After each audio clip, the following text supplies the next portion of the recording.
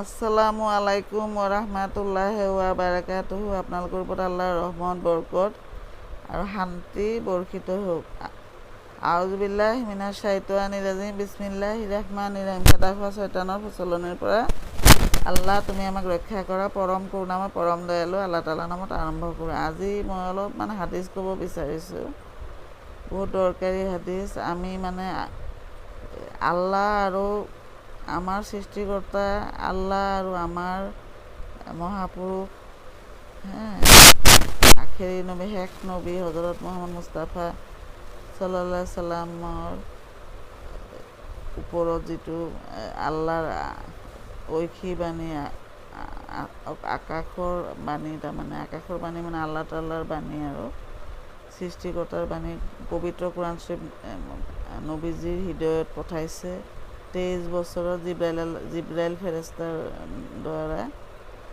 এই পবিত্ৰ কোৰাণ শৰীফখনৰ অৰ্থবিলাক আমি জানি পিনি আমি নিজৰ জীৱনত এপ্লাই কৰিব লাগিব, তেতিয়াহে আমি এই পৃথিৱীতটো শান্তিত থাকিব পাৰিম আৰু মৃত্যুৰ পিছতো আমি শান্তি পাম। কিন্তু আমি কি কৰোঁ, আমি পুৰুষসকলেও এটা হুকুমো নামানো, মহিলাসকলেও নামানো, সেইকাৰণে ইমান অশান্তি, গোটেই পৃথিৱীতে অশান্তি, হয়নে বাৰু? আমাৰ মহিলাসকলে বেছি নামানে, বেছিভাগ মহিলা আমাৰ প্ৰিয় নবী হজৰত মুহাম্মদ মুস্তাফা সাল্লাল্লাহু আলাইহি সাল্লামে কৈছে, তেওঁ যে চবে মেৰাজত গৈছিল যে আল্লাহৰ লগত দেখা সাক্ষাৎ কৰিবলৈ, তেতিয়া দেখি আহিছে যে বেছিভাগ মহিলা দুজখত আছে, নৰকত আছে, আৰু বেছিভাগ ধনী পুৰুষসকল নৰকত আছে, বুজি পাইছে?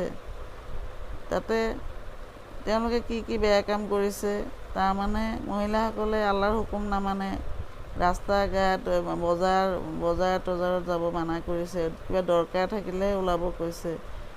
ধৰক ৰাতিপুৱা মৰ্ণিং ৱাক কৰিলে ডায়েবেটিছৰ মানুহ বহুত পৰ্দা কৰিব লাগিব। বুৰ্খাৰ কিছুমান বদনাম ওলাইছে, মুখখন ঢাকা নেকাবৰ মাস্ক, যিটো নেকাব, সেইটো বদনাম ওলাইছে যে এইবিলাক মানুহ অশিক্ষিত, ইহঁতৰ কোনো জ্ঞান বুদ্ধি নাই, ইহঁতে মুছলিম যিবিলাক বুৰ্খা পিন্ধা, নেকাব পিন্ধা মহিলা, তেওঁলোকক